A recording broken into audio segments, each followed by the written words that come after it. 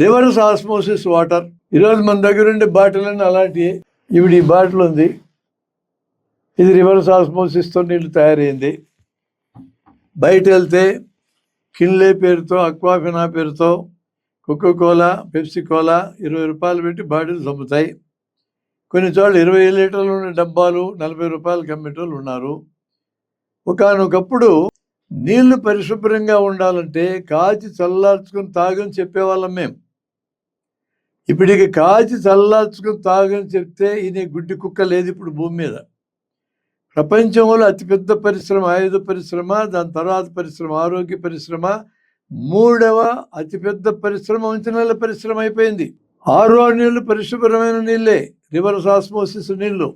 క్రిములు ఉండవు దాంట్లో.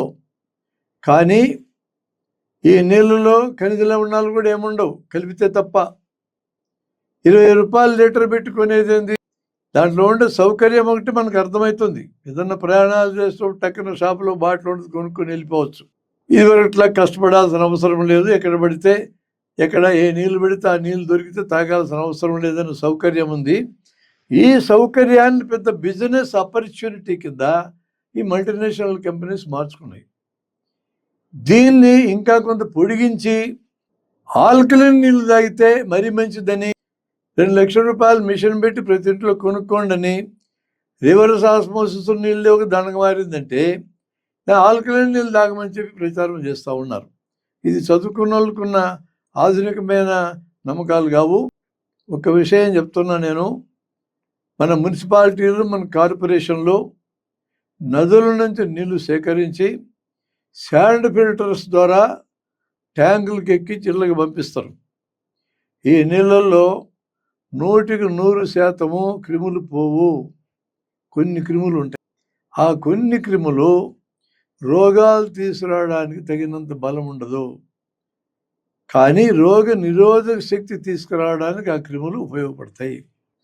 ఎప్పుడైనా మన శరీరానికి ఎన్నో కొన్ని క్రిములు వస్తుంటే వాటిని ఎదుర్కోవడానికి శరీరం ప్రయత్నం చేసి రోగ నిరోధక శక్తిని సంపాదించుకుంటుంది. మన కరోనాలో కూడా అదే కదా మనకు తెలిసింది.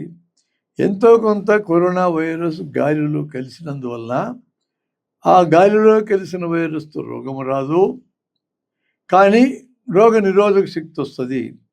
ధారావి స్లమ్ ముంబైలో 2.5 చదరపు కిలోమీటర్ల ఏరియాలో 6.5 లక్షల మంది ఉంటారు.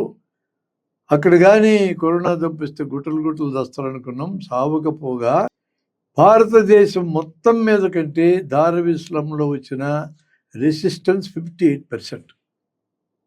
ఒక అద్భుతమైన విషయం. గాలిలో కలిసిన వైరస్, కొద్దిపాటి వైరస్ అయితే రెసిస్టెన్స్ వస్తుంది.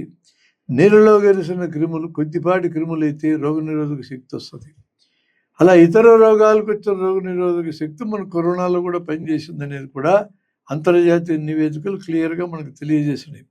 అందుకని మీరు ఎప్పుడన్నా హోటల్కి వెళ్తే మున్సిపాలిటీ వాటర్ కానీ ఇస్తే చాలా సంతోషం.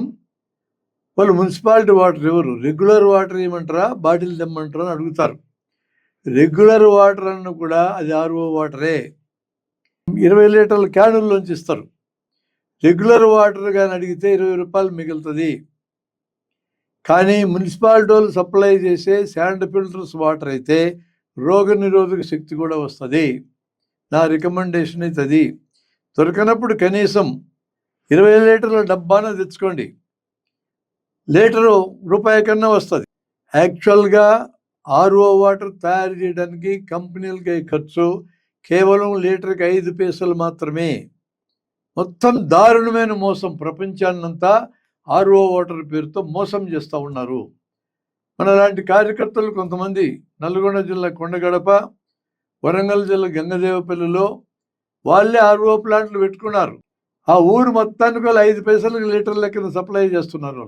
వాళ్ళు 5 పైసలకు లీటర్ సప్లై చేయగలిగితే వీళ్ళకేమో రోగం వచ్చింది 20 రూపాయలు పెట్టి అమ్మడానికి. మనం ఆలోచించుకోవాలి, 20 రూపాయలు పెట్టి ఎందుకు కొనుక్కోవాలనే దాన్ని. మన ఇంట్లో RO వాటర్ తెచ్చుకున్నవాడు ఇదో బాటిల్ పోసుకొని పోవచ్చు కదా. రైల్వే స్టేషన్లో మళ్ళీ కొనాల్సిన పని ఏంది? ఇది ఆధునికులకి, చదువుకున్నాం అనుకునే వాళ్ళకి, తెలివిగల వాళ్ళు అనుకునే వాళ్ళకి ఉన్నటువంటి మూఢనమ్మకం.